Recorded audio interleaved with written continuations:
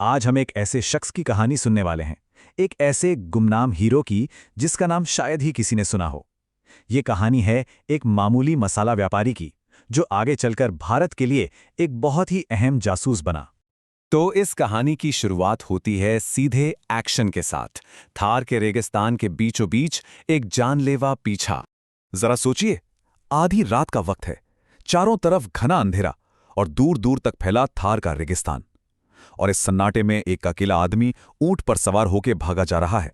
वो बेतहाशा भाग रहा है, बस किसी तरह भारत की सीमा तक पहुंचना चाहता है। लेकिन वो बार बार पीछे मुड़कर देख रहा है। उसे पता है कोई उसका पीछा कर रहा है। और उसका डर सही साबित होता है। अंधेरे में उसे दो जीपों की हेडलाइट्स दिखती हैं। ये पाकिस्तानी रेंजर्स थे और वो तेजी से उसके करीब आ रहे थे। फासला लगातार कम हो रहा था। और फिर अचानक एक गोली की आवाज उस सन्नाटे को चीर देती है। गोली सीधा ऊंट को जा लगती है और वो धड़ाम से रेत पर गिर जाता है। ऊंट के गिरते ही वो आदमी भी रेत पर गिर पड़ता है। जीपें उसे घेरने ही वाली थीं, लेकिन उस अफरा तफरी में भी वो एक आखिरी काम करता है। बड़ी फुर्ती से अपनी जेब से एक छोटी सी डिब्बी निकालता है और उसे रेत में गाड़ देता है। तो सवाल ये उठता है कि आखिर ये आदमी था कौन और क्यों पाकिस्तानी रेंजर्स उसकी जान के पीछे पड़े थे। ये जानने के लिए हमें कहानी में थोड़ा पीछे जाना होगा। चलिए अब इस कहानी की शुरुआत से शुरू करते हैं और जानते हैं कि आखिर ये जासूस बना कैसे।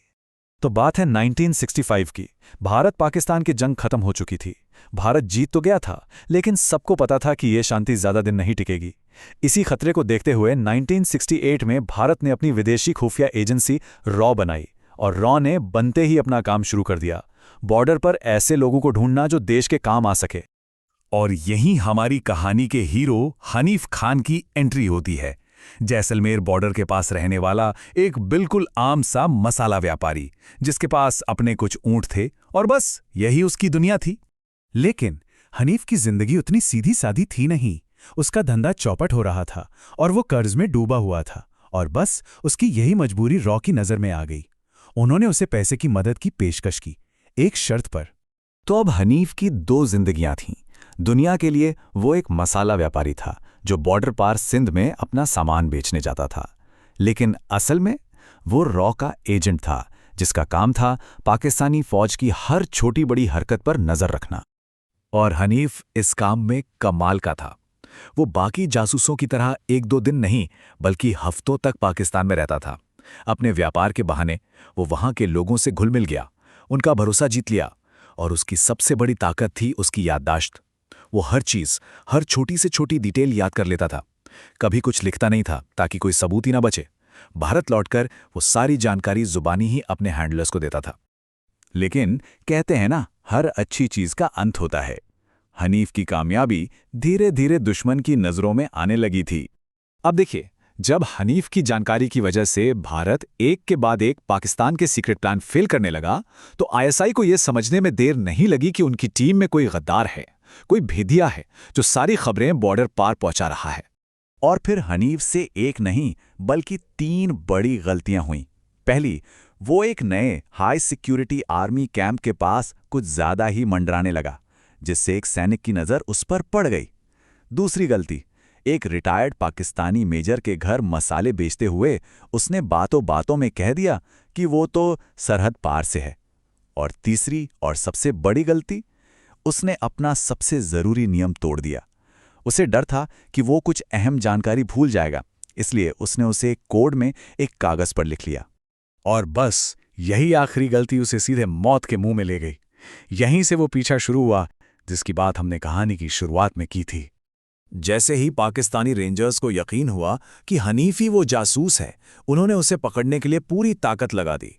और जब वो उसे घेर रहे थे तो उनका ऑफिसर चिल्लाया, पकड़ो इस काफिर को, आज ये किसी भी हालत में बचकर हिंदुस्तान की सीमा तक नहीं पहुंचना चाहिए। तो हनीफ पकड़ा गया।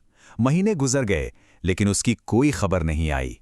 रॉ ने भी मान लिया कि उन्होंने अपना एक बेहतरीन एजेंट खो दिया है। लेकिन कहानी अभी खत्म नहीं हुई थी। कुछ महीनों बाद बॉर्डर के पास हनीफ के गांव के लोगों को किसी मरे हुए जानवर की तेज बदबू आने लगी। जब रॉ की टीम ने वहां जाकर छानबीन की तो उन्हें हनीफ का मरा हुआ ऊंट मिला। और फिर जब उन्होंने आसपास की रेत को खंगाला तो उन्हें मिली वो छोटी सी डिब्बी। वही डिब्बी जो हनीफ ने भागते हुए आखिरी पल में छुपाई थी। उस छोटी सी मामूली सी डिब्बी के अंदर एक ऐसा पैगाम था जो आने वाले युद्ध की पूरी तस्वीर बदलने वाला था।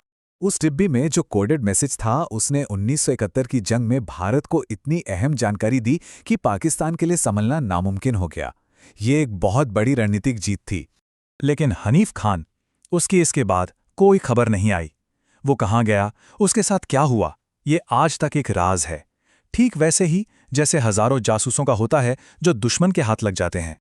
एक कहावत है कि कुछ जंगें तो मैदान पे लड़ी जाती हैं और कुछ लोग बस खामोशी से अपना काम करते हैं और चले जाते हैं।